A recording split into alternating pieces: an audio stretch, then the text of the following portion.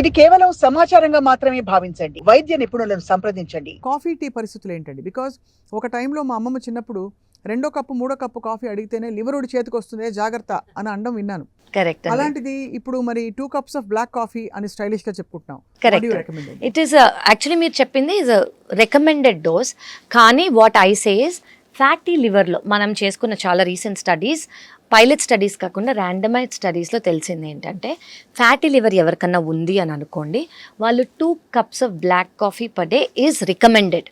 Black coffee అంటే no milk no sugar, only black coffee is recommended. కానీ ఇది ఎవరికి అవాయిడ్ చేయాలి అంటే మైగ్రేన్ ఉన్న వాళ్ళు అవాయిడ్ చేయాలి, పాల్పిటేషన్స్ ఉన్న వాళ్ళు అవాయిడ్ చేయాలి. జనరలీ కాఫీ ఎవరైతే తీసుకోకూడదని వాళ్ళ పర్టికులర్ ఫిజిషియన్ ఆర్ డాక్టర్ చెప్పారంటే వాళ్ళు అవాయిడ్ చేయాలి. లేదు అంటే ఫ్యాటీ లివర్ ఉందంటే 2 cups of black coffee ideally is good. చాలా మంచిది. రైట్. కాఫీలో కెఫిన్ వల్ల అండి? కెఫీన్ వల్ల. సో అలా అని వేరే కెఫిన్ డ్రింక్స్ తాగడం వేరే Red Bull or wherever energy drinks ఉంటాయి వేరే వాటిలో caffeine they are not ideal. Coffee in its purest form. And coffee కూడా బెనిఫిట్స్ ఉన్నాయని ఇప్పుడు ఈ మధ్య తెలుస్తుంది. కరెక్ట్. స్కిన్ కి దానికి కూడా బెనిఫిట్స్ చాలా బెనిఫిట్స్. అవునండి. రైట్. సో మొత్తానికి మరి హెపటైటిస్ బారిన పడకుండా ఉండడానికి అదర్ దెన్ హైజీన్, బికాస్ కొన్ని వ్యక్తుల ద్వారా సంక్రమిస్తాయి, కొన్ని కంటామినేషన్ ఫుడ్ వాటర్ ద్వారా వస్తున్నాయి. కరెక్ట్ అండి. ఈ గ్రూప్స్ లో. So there is nothing you can do other than taking care. ఇంకేం చేయలేమండి. అసలు 2 things చేయొచ్చండి. మీరు సోర్సెస్ ఫర్ హెపటైటిస్ ఏఈ అనుకోండి, మీ సోర్స్ ఆఫ్ వాటర్ ఎక్కడి నుంచి వచ్చిందో చూసుకోండి. ఇఫ్ మీ అంతటి మీరు ఒక వాటర్ బాటిల్ క్యారీ చేసుకోగలిగితే క్యారీ చేసుకోండి, లేదా కంటైన్ వాటర్ బాటిల్ తీసుకోండి, లేదా boiled and cooled water. That is one.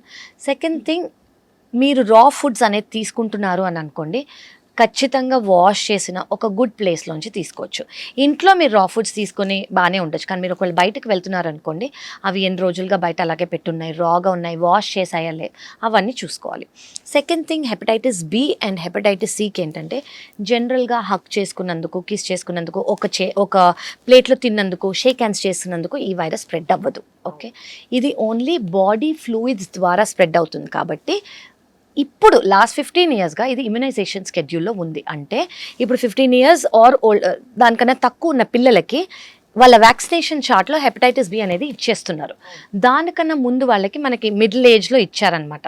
So first ఇంట్లో ఇచ్చారా లేదా అని చూసుకొని, ఇవ్వలేదు అంటే జస్ట్ ఒక 3 doses తీసుకుంటే, ఇట్ ఈస్ అవైలబుల్ ఎవ్రీవేర్. ఒక 3 doses తీసుకుంటే 100% మీరు ఆ వైరస్ నుంచి ప్రొటెక్షన్ పొందుతారు.